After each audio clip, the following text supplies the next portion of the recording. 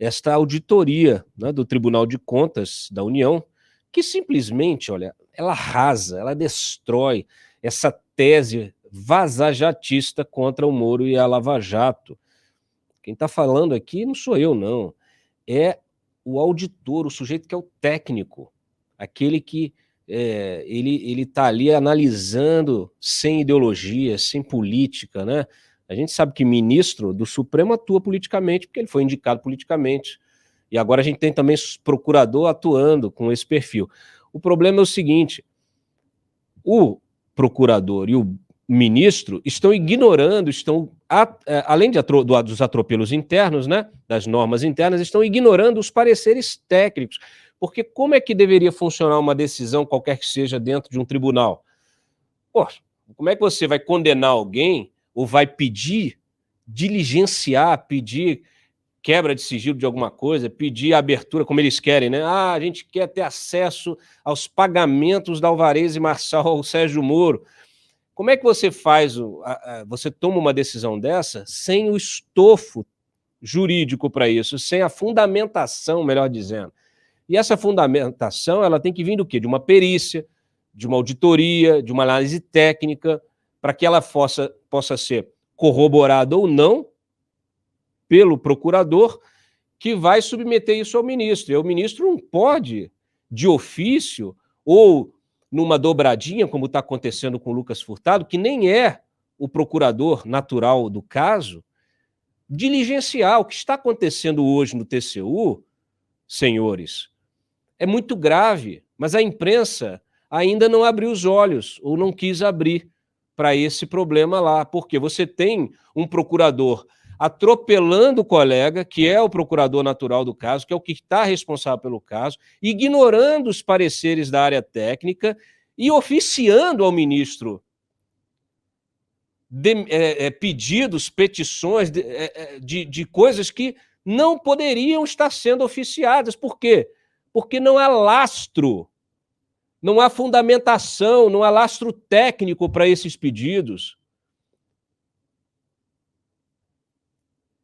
Então, assim, aquela turma que acusa, o Sérgio Moro fazia dobradinha com o Deltan Dallagnol na Lava Jato, coisa que não é provada, né?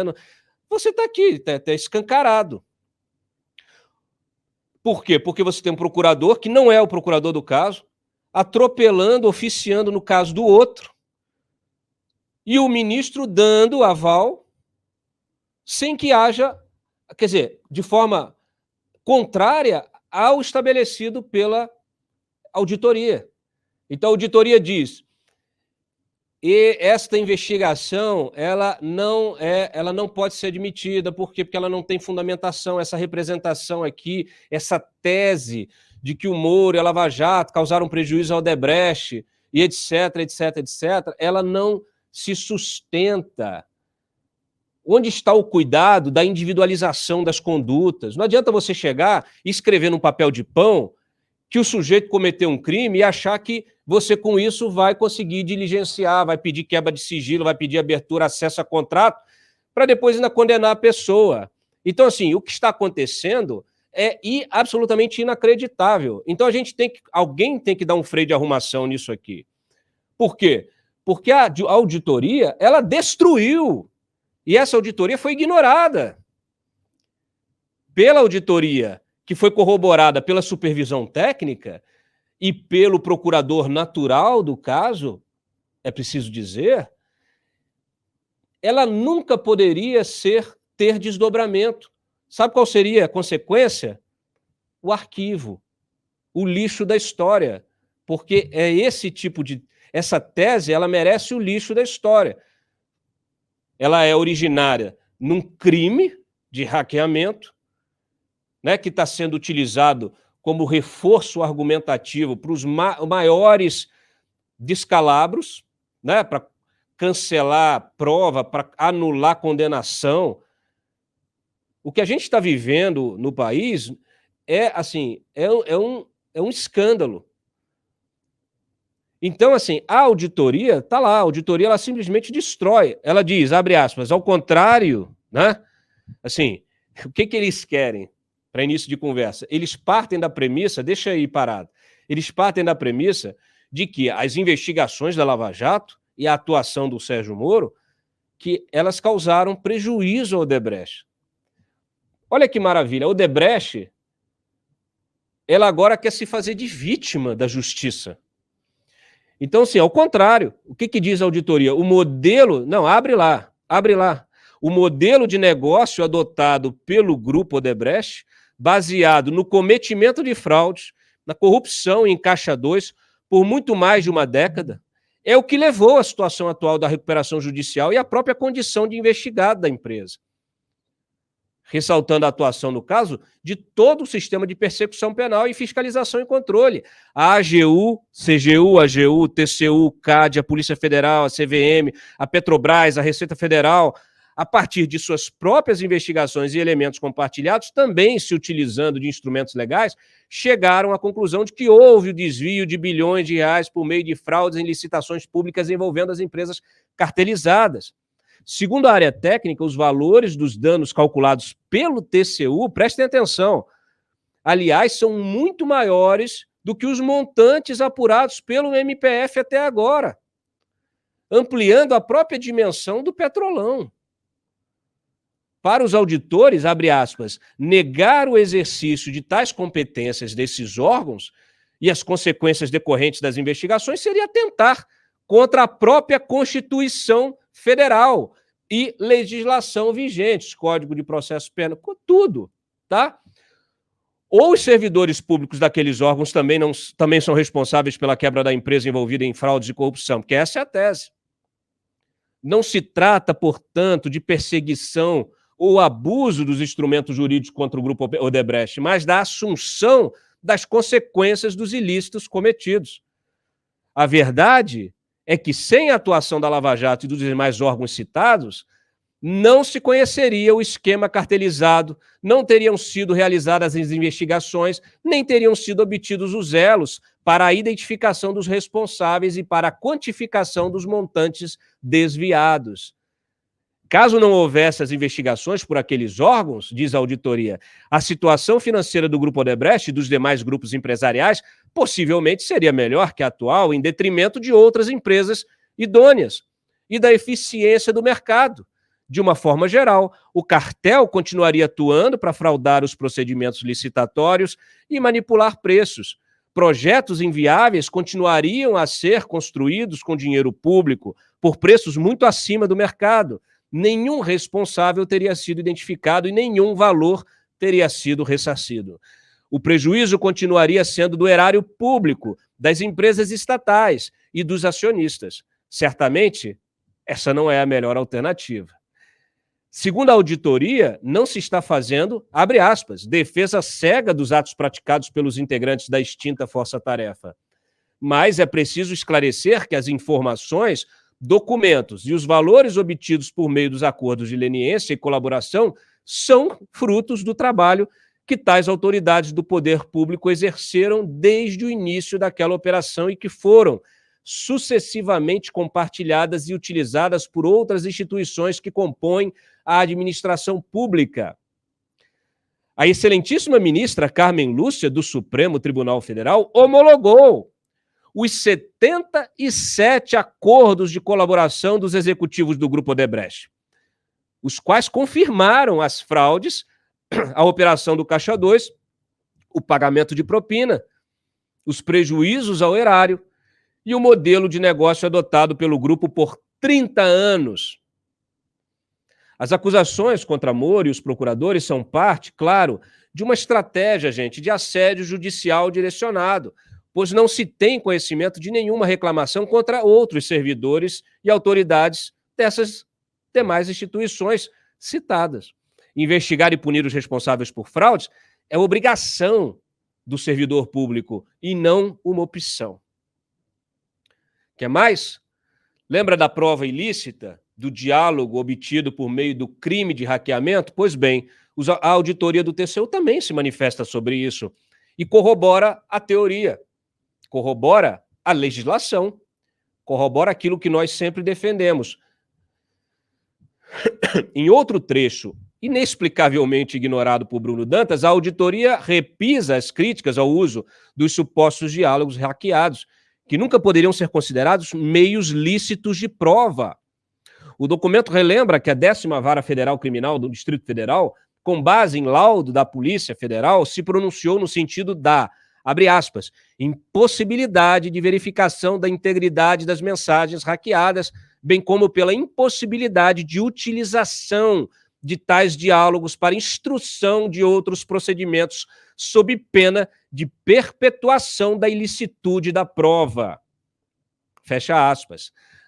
Além de provas imprestáveis, os diálogos não evidenciam qualquer ilícito por parte dos ex-integrantes da Força-Tarefa ou do ex-juiz contra Odebrecht.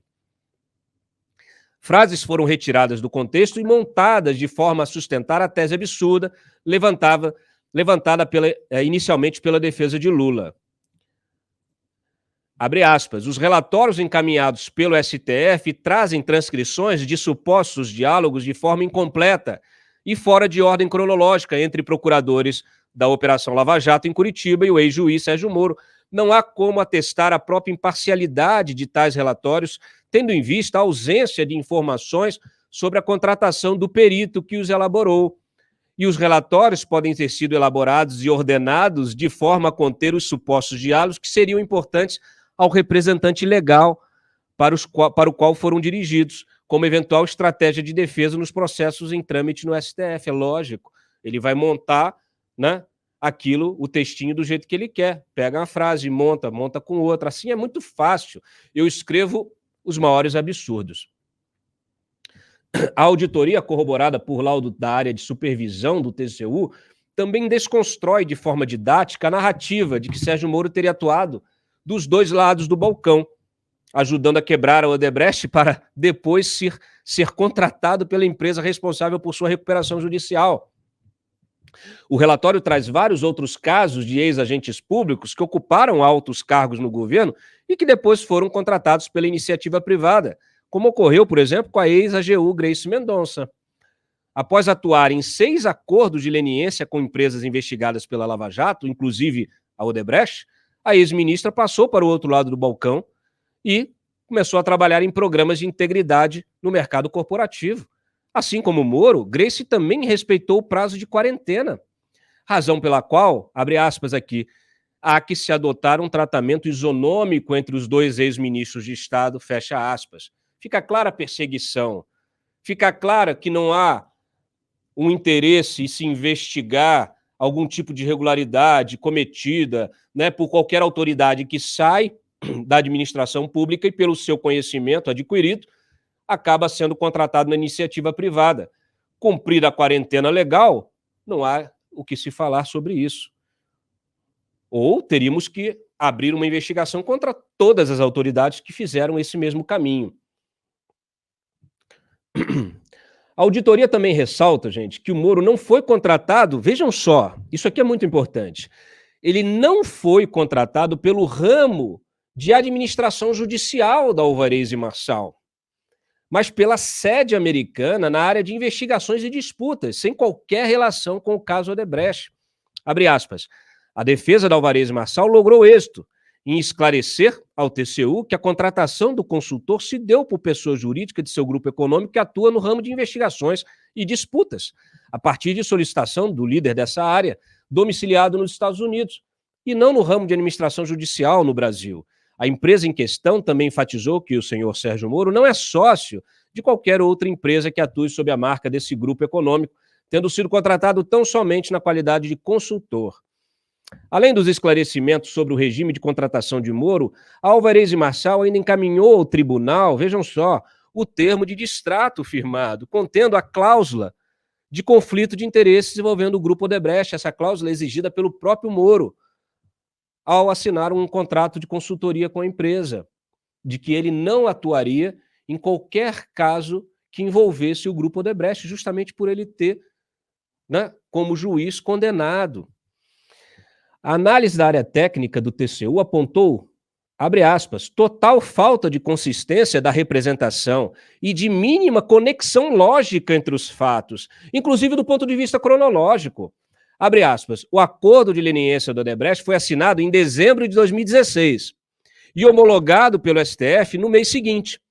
E a contratação do Sérgio Moro pela Alvarez, disputas e investigações, se deu somente em novembro de 2020, quase 4 anos depois.